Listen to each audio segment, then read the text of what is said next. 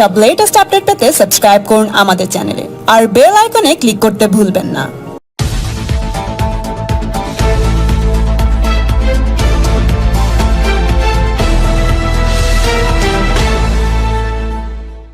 लेकर के आया है। हम सब जानते हैं सिलीगुड़ी कॉरपोरेशन की चुनाव की घोषणा हो चुकी है, बिगुल बज चुका है और इस कॉरपोरेशन चुनाव को मैं एक अवसर के रूप में देखता हूं। सिलीगुड़ी में पैदा होना, सिलीगुड़ी में रहना, सिलीगुड़ी का नेता होना, सिलीगुड़ी दार्जिलिंग की प्रतिनिधि किसी भी प्लेटफॉर्म में करना, ये अपने आप में बहुत भाग्य का विषय है और भाग्यशाली लोगों को ये प्राप्त होता है। हिमालय की गोद में बसा सिलीगुड़ी शहर पूरे देश में, दुनिया में आपको दूसरा नहीं मिलेगा। इतने अवसरों से भरा हुआ ये शहर, हमारे चुनिंदा पार्टियां, कुछ नेता नेतृत्व, उनका पर्सनल इंटरेस्ट और उनकी महत्वाकांक्षाओं के कारण सिलीगुड़ी का जिस तरह से विकास होना चाहिए था वो नहीं हो पाया। ये दुर्भाग्य है। और अगर हम देश विशेष करके नॉर्थ ईस्ट और नॉर्थ बंगाल का विकास या नॉर्थ बंगाल को आगे बढ़ते हुए देखना चाहते हैं तो सिलीगुड़ी का आगे बढ़ना बहुत जरूरी है। इसीलिए मैं आपके माध्यम से मैं फिर कहता हूं, ये एक अवसर है। तमाम सिलीगुड़ी वासी, विशेष करके युवाओं से यह आह्वान करता हूं, ये चुनाव टीएमसी या बीजेपी का नहीं है। ये चुनाव भारतीय जनता पार्टी या मेरा नहीं है। ये चुनाव सिलीगुड़ी के जनता का है। ये चुनाव सिलीगुड़ी के युवाओं का है। और जिस तरह से सीपीएम हो या उससे पहले कांग्रेस, सीपीएम या टीएमसी, ये तीनों पार्टियां और इनके बड़े बुजुर्ग नेता ये ट्राइड है, टेस्टेड है और पूरी तरह फेल्ड है। मुझे लगता है समय आ चुका है कि हम ऐसी पार्टी को चुनें जिसका विजन क्लियर हो, जो राष्ट्र को, अपने शहर को सबसे पहले मानती हो। और ऐसा समय आ चुका है कि हम नए ऊर्जावान युवाओं को आगे बढ़ाएं।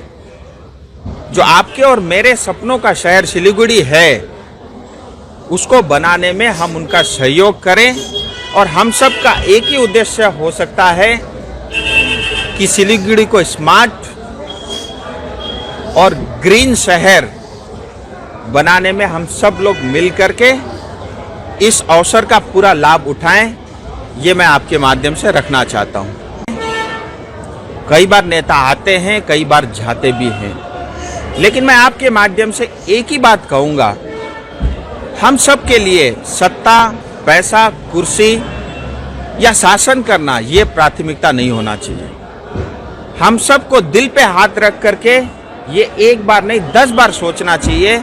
आज मोदी जी जैसे नेतृत्व के कारण आज देश सुरक्षित है। मोदी जी जैसा नेता के कारण आज भारत का डंका पूरी दुनिया में गूंजता है। आज मोदी जी या भारतीय जनता पार्टी की सरकार के कारण देश सुरक्षित है।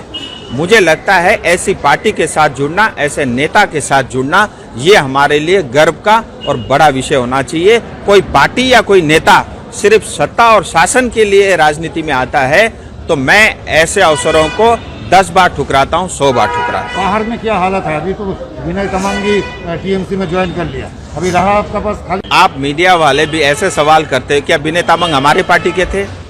पहले तो देखिए, हम जब प्रश्न करते हैं हमें भी स्पष्ट होना चाहिए। जहां तक पहाड़ का विषय, मौसम बहुत अच्छा है, बर्फबारी हो रही है, बहुत सालों के बाद इतनी भारी बर्फबारी देखने को मिल रही है और पहाड़ के लोग खुश हैं। और विनय तामांग जी, मैंने उस दिन भी कहा, मैं उनको शुभकामनाएं, बधाई देता हूं। और आज तक उन्होंने जो कुछ भी किया मैं उसे नहीं दोहराऊंगा, वो इतिहास सबके सामने है। मैं उनको शुभकामनाएं देता हूं और अपेक्षा करता हूं कि अब तक जो राजनीति हुई आगे की राजनीति गोरखा समाज के लिए, अपनी जाति के लिए हो। तो मुझे लगता है उनके लिए भी अवसर है कि जो उन्होंने करतूत किए उसको वो साफ कर सके। दूसरी बात, प्रश्न कई लोगों के मन में है कि स्थायी राजनीतिक समाधान की दूसरी वार्ता अभी तक क्यों नहीं हुई। मैं आपके माध्यम से ये भी स्पष्ट कह देना चाहता हूं, किसी विशेष कारणवश इसमें देरी हो रही है, क्योंकि मैं चाहता हूं, हमारी पार्टी चाहती है, हमारी नेतृत्व चाहती है कि इस बार की जो वार्ता हो उसमें क्लियर कट आगे का विजन हम जनता के समक्ष रख पाए, उस पर काम चल रहा है। राज्य सरकार को जो राजनीतिक हल कीजिएगा। देखिए, ये उनकी समस्या है, ये हमारी समस्या नहीं है। और किसी भी समस्या का समाधान करने के लिए भारतीय जनता पार्टी के नेतृत्व और मोदी जी और अमित शाह जी काफी है। फेडरल स्ट्रक्चर में हम सबकी इज्जत करते हैं, सबको समान और तमाम लोगों को अवसर मिलेगा। वो आए, अपनी बात रखे। अगर वो नहीं आते, नहीं रखते, तो जो केंद्र सरकार के पक्ष में जो भी बात होगी उसके हिसाब से उसमें फैसला लिया जाएगा। आपको मिशनरी को झूठ बोलने की आदत है और कई बार जल्दबाजी में जो है टीका टिप्पणी करने की उनकी पुरानी आदत है।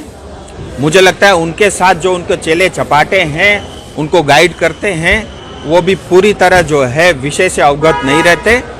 आप जिन लोगों के अकाउंट की बात कर रहे हैं, जिस संस्था की, आप उनसे पूछिए, उनका वक्तव्य स्पष्ट है, ऐसी कोई कार्रवाई हुई नहीं है। ये ममता दीदी सिर्फ और सिर्फ झूठ की राजनीति करना जानती है और इस बार भी वही कर रही है।